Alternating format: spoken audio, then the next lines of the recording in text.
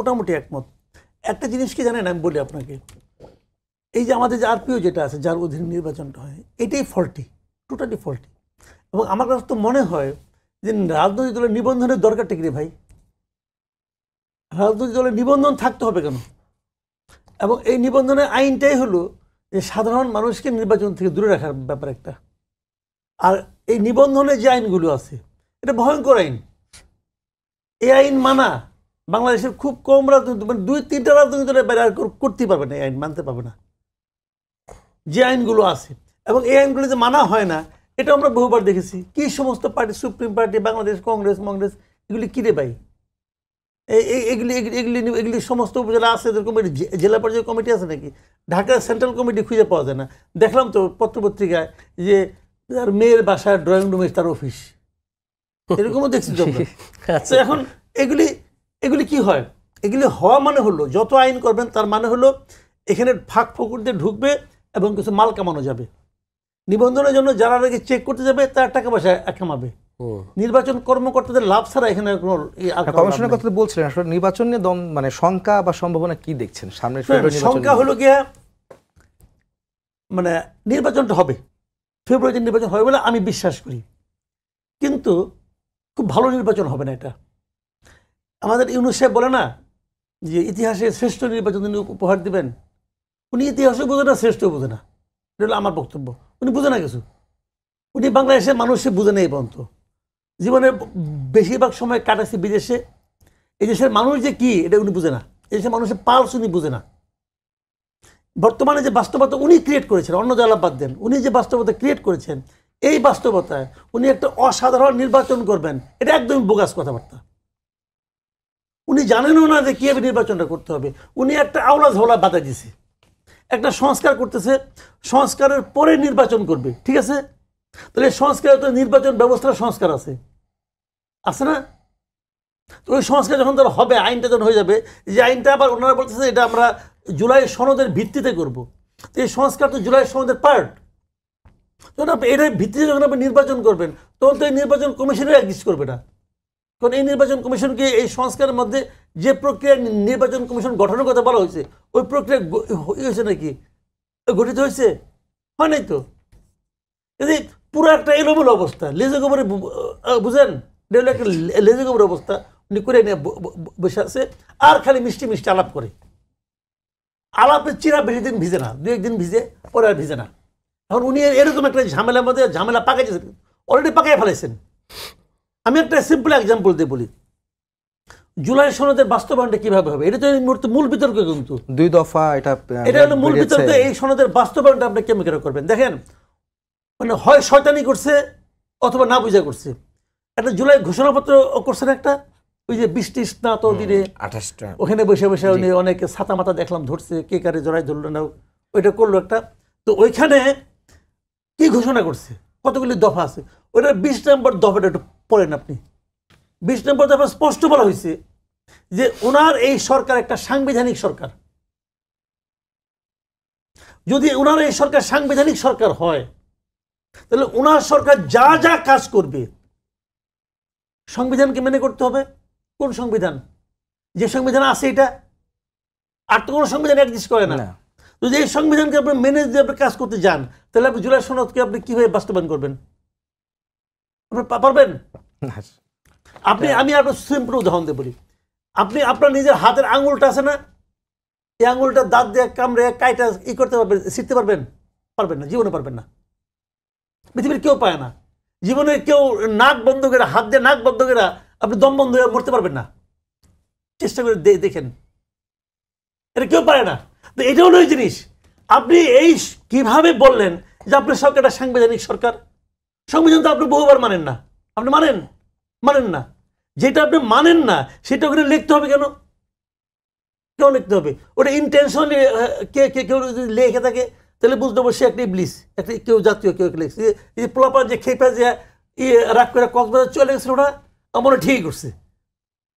তো এটা ভাই বাস্তবতা কি করতেছে না, মানে ইচ্ছাকৃতভাবে একটা আওলা ঝাওলা বাধাই দিচ্ছে। পরে যে বলবে কি এই কারণে করতে পারলাম না, ঠিক আছে কি করা যায়, দেখা যায় কি করা যায়। যতদিন আপনি কি করা যায় করবেন, ততদিন আপনি থাকতে পারবেন। তো এইগুলো হলো নাটক রে ভাই। ইলেকশন দিতে হবে এবং দেখেন শেষের আওলা বাজবে একটা ইলেকশন নিয়ে, এটা বিরাট আওলা হয়ে যাবে। আচ্ছা, আপনাকে ধন্যবাদ। মানন সাহেব, ইত্যাদি উলণ্ঠিত হতে পারে এবং এখানে নিয়ে শঙ্কা প্রকাশ করা হয়েছে। আমি একটি কথা সুস্পষ্টভাবে বলতে চাই, সেটি হচ্ছে বাংলাদেশ জামাত ইসলামের সম্মানিত আমির ডাক্তার শফিকুর রহমান সহ আমাদের শীর্ষ নেতৃবৃন্দ সবসময় সরকার ঘোষিত সময়ে নির্বাচন হওয়ার ব্যাপারে পজিটিভলি কথা বলছেন এবং ফেব্রুয়ারিতে ঘোষিত যে নির্বাচন, এই নির্বাচনের সময়টাকেও স্বাগত জানিয়েছেন। আমরা এই ঘোষিত সময়ে নির্বাচন চাই। দিতে না পারি তাহলে এই ঐক্যমত্য হয়ে এতদিন ধরে আমাদের কাজ করে তার ফলাফলটা কি? তার ফলাফলটা তো কিছুই নাই। ইতিপূর্বে আমাদের যে অভিজ্ঞতা এদেশে রাজনীতিবিদদের কাছ থেকে আমরা যেটা দেখেছি যে 91-এর যে বিএনপি যখন ক্ষমতায় এসেছিল, তার আগে 90-তে যে গণ অভ্যুত্থান পরবর্তী যে ম্যান্ডেট এখানে বাস্তবায়ন করার কথা ছিল, তত্ত্বাবধায়ক সরকারের রূপরেখার কথা বলা হয়েছিল, কিন্তু বিএনপি সরকার এসে সেই তত্ত্বাবধায়ক সরকার কিন্তু দেশের জনগণকে দেয় নাই এবং গণ অভ্যুত্থানের স্পিরিট বাংলাদেশ ধারণ করতে ব্যর্থ হয়েছে, যার কারণে পরবর্তীতে 173 দিনের হরতাল হয়েছে, অবরোধ হয়েছে, বহু জানমালের ক্ষয়ক্ষতি হয়েছে। টোটাল বৈষম্যটাকে দূর করার জন্য দিয়েছে। বাংলাদেশের 54 বছরের ফেলে আসা যে রাজনৈতিক ত্রুটি বিচ্যুতি আছে, সেটাকে একটা সংস্কারের পূর্ণাঙ্গ জায়গায় নিয়ে যেতে চেয়েছে। কারণ এখন একটা নিরপেক্ষ সরকার ক্ষমতায় রয়েছে, কোনো দলীয় সরকার ক্ষমতায় নেই। তারা নিরপেক্ষভাবে যে কোনো আইন বা যে কোনো কাজটাকে সহজে করতে পারে এবং তারা যদি এটা করেন, জুলাই সনদের আইনি ভিত্তি দেন এবং এটার ভিত্তিতে যদি জাতীয় নির্বাচন হয়, তাহলে পরবর্তীতে যারাই ক্ষমতায় আসুক না কেন, তারা যদি এটার আইনি ভিত্তি যদি ডেনাই করে, তাহলে তাদের এখানে যে নির্বাচিত হয়েছে এই নির্বাচনটাও কি হবে, মানে প্রত্যাখ্যাত হবে। এর ঘরে নিয়ে বা নিজেরা মনে করতেছে যে তারাই ক্ষমতায় চলে যাচ্ছে। কে বলেছে যে আমি আপনি অন্য কেউ ক্ষমতায় চলে যাচ্ছি? এটা তো রেজাল্ট ঘোষণা করে দিচ্ছেন। এই রেজাল্ট ঘোষণা করার এখতিয়ার কারণ নাই। কাজেই বাংলাদেশের জনগণ যাদেরকে ক্ষমতায় দিবে তারাই ক্ষমতায় যাবে। এই রেজাল্টের মাধ্যম দিয়ে মূলত বাংলাদেশের টোটাল প্রশাসনকেও নিজেদের পক্ষে নিয়ে এসে একটা একতরফা নির্বাচনের যে চিন্তা চলছে, এটা বাংলাদেশের জনগণ রুখে দেবে, এটা হতে দিবে না। এবং সিইসিউ যেভাবে একটা দলের লেজুর ভিত্তি করতেছে, এটাও বাংলাদেশের মানুষের কাছে এখন প্রশ্নবিদ্ধ হয়ে যাচ্ছে। এটাতে আমাদের কাছে মনে হচ্ছে যে এই নির্বাচন কমিশন আসলে সাংবিধানিক প্রতিষ্ঠানের মতো যে নিরপেক্ষতা, এটা তারা রাখতে পারছে না।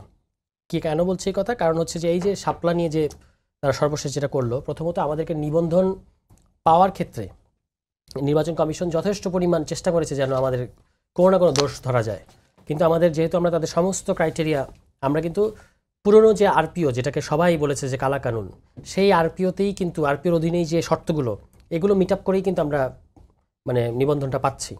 এবং তারপরে আমরা বলেছিলাম যে শাপলা, যেটা আমার তাদের সাথে ধারাবাহিক আলোচনার একটা মানে অগ্রগতি ছিল, যে এপ্রিল মাসে আমরা তাদেরকে বলেছিলাম যে আপনারা শাপলাটা অন্তর্ভুক্ত করেন। তারা বলেছিলেন যে হ্যাঁ, নতুন যে 2000 নির্বাচন পরিচালনা বিধিমালা 2008, এটা যখন পরিবর্তন করা হবে তখন আমরা নতুন মার্কা নেব এবং নতুন মার্কা নেওয়ার ক্ষেত্রে শাপলা থাকবে। তারপর যখন আমরা ওই আপনার যেদিন নিবন্ধনটা আবেদন করলাম 22 জুন, সেদিন আবেদন করার সময় আমরা শাপলাটা অফিসিয়ালি তখন বলি যে আমাদের পার্টির এগেনস্টে আপনারা শাপলাটাকে সংরক্ষণ করেন।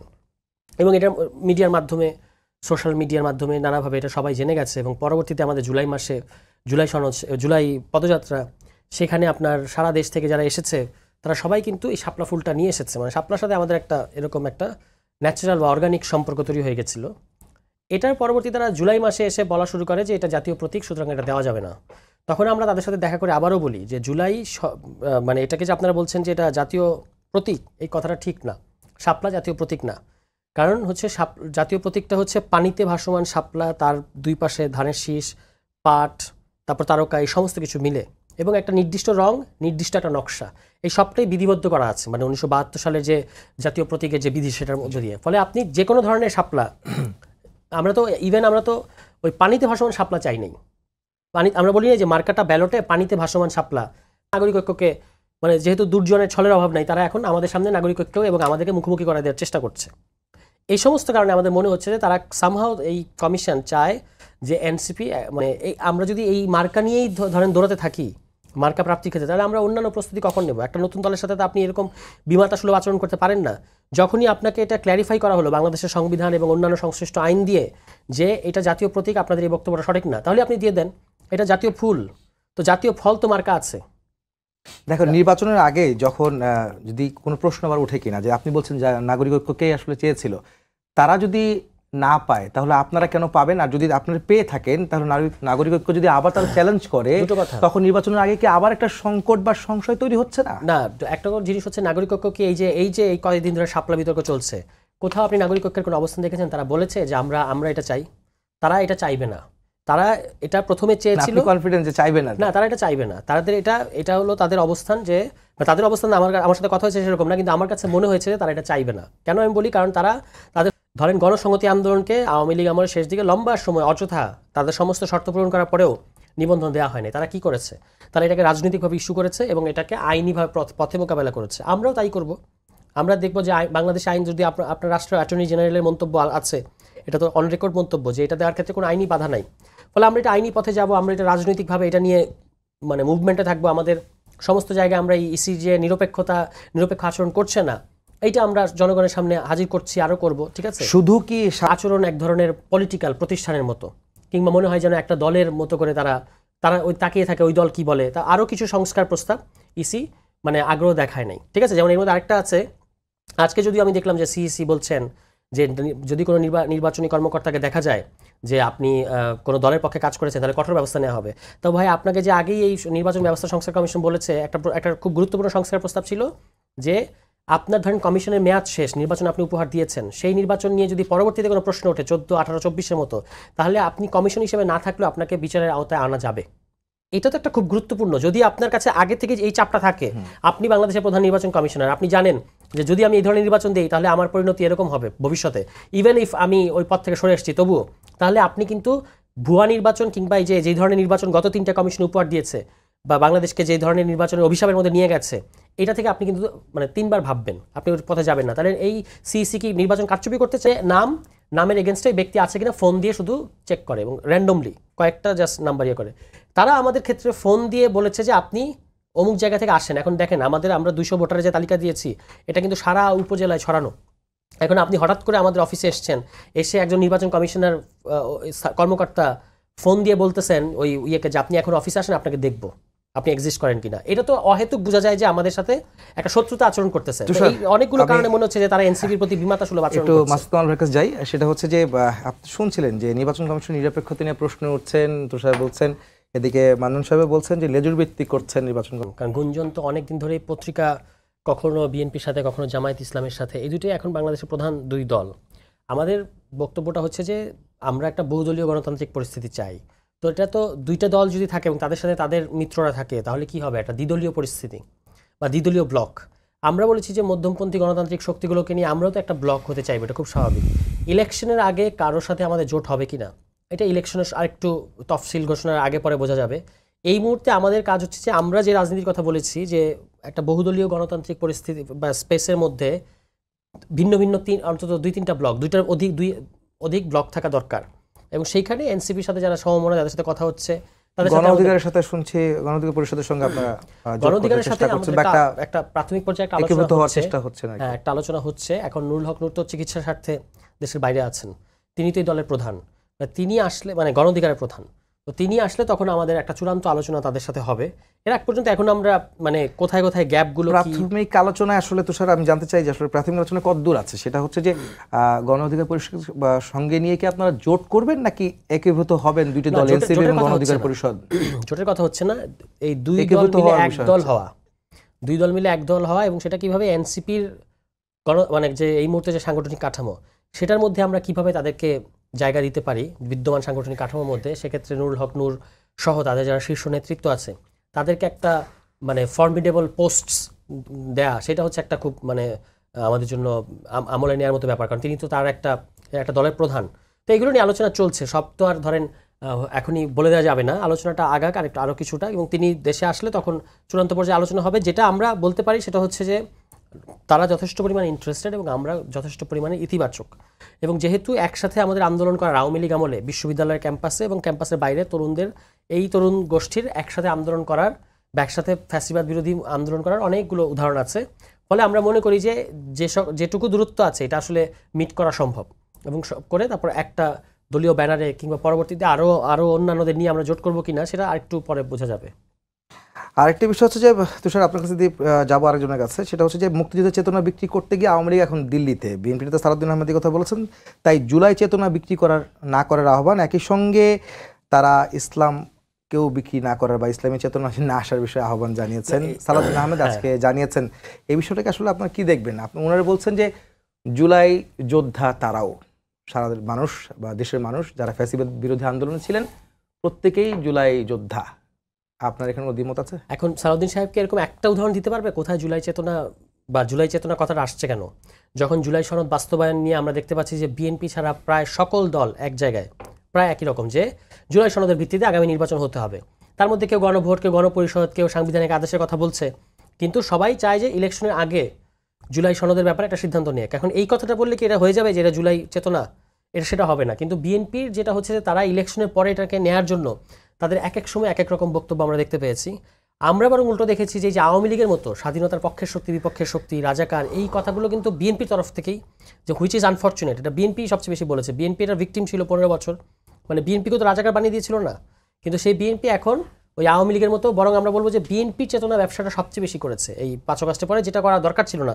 অন্য কেউ জুলাইয়ের কথাটা তো আমরা বলবোই, যে জুলাই গণঅভ্যুত্থানের মধ্য দিয়ে আমরা এই জায়গায় এসেছি, সেটার কথা তো বারবার বলা হবে। আপনি দেখবেন যে এটাকে কেউ এক্সপ্লয়েট করছে কিনা আওয়ামী লীগের মতো, আমি দেখি না যে কেউ এটাকে এক্সপ্লয়েট করতেছে, কিন্তু উনারা হচ্ছে এই স্বাধীনতা বিরোধী তকমা দিয়ে কিংবা রাজাকার তকমা দিয়ে এই ধরনের কাজগুলো কিন্তু তাদের তরফ থেকে। আমি এই বিষয় থেকে বেরোতে চাচ্ছি, সেটা হচ্ছে যে মাসুদ কামাল ভাইয়ের সাথে আমি একটু প্রশ্নটা করতে চাই। সেটা হচ্ছে যে গণতন্ত্রের পক্ষে শক্তি ঐক্যবদ্ধ হতে না পারলে গুপ্ত স্বৈরাচার মাথাচাড়া দিয়ে উঠবে। নির্বাচনের আগে এই সংখ্যা কি আপনি দেখছেন?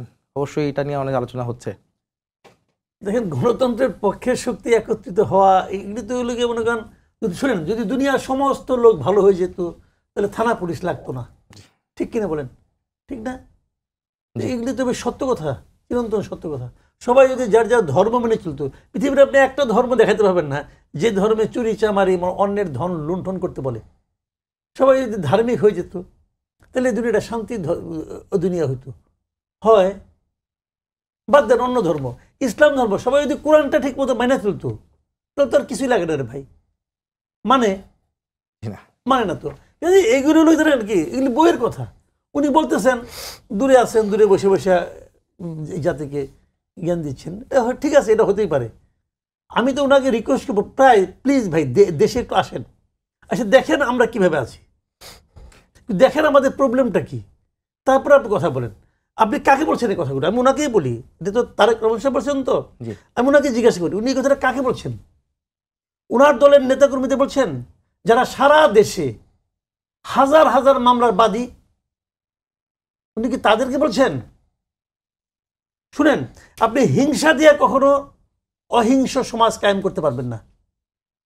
এটা ওনার দল করতেছে, থামাতে পারছেন? উনি খালি কিছু বলবে যে আমি তো 7,000 লোককে বহিষ্কার করছি। এতে যখন কাজ হয় নাই তখন বুঝেন এইটা তাহলে সিস্টেম না, তাহলে এই সিস্টেমের সমস্যার সমাধান হবে না। হচ্ছে কি ভাই, আমার কাছে সময় একেবারে শেষ পর্যায়ে, আমি লাস্ট প্রশ্নটা করতে চাই আপনাকে দিয়েই। সেটা হচ্ছে যে হঠাৎ করে শোনা যাচ্ছে যে আসলে আওয়ামী লীগকে পুনর্বাসনের চেষ্টা করা হচ্ছে, অনেকে আওয়ামী লীগের ভোট টানার চেষ্টা করছে নির্বাচনের মধ্যে। হঠাৎ করে আওয়ামী লীগ কেন প্রাসঙ্গিক হলো আজকের বাস্তবতায়? শোনেন, আগামী নির্বাচনে আওয়ামী লীগ খুব প্রাসঙ্গিক হবে। আগামী নির্বাচনে ব্যালটে নৌকা মার্কা থাকবে কিনা আমি জানি না, এখন মধ্যে যে নমুনা দেখতেছি থাকবে না, কিন্তু আপনি মানবেন আওয়ামী লীগই নির্ধারণ করবে আগামী নির্বাচনে কে জিতবে কে হারবে। এই কারণে যে আওয়ামী লীগের যে ভোট ঘোষণা, আওয়ামী লীগের যত একদম প্রত্যন্ত অঞ্চলে একটা সাধারণ লোক আছে যে সারা জীবনে নৌকা মার্কা ছাড়া অন্য কোনো মার্কে ভোট দেয় নাই, এরকম লোকের সঙ্গে এই দেশে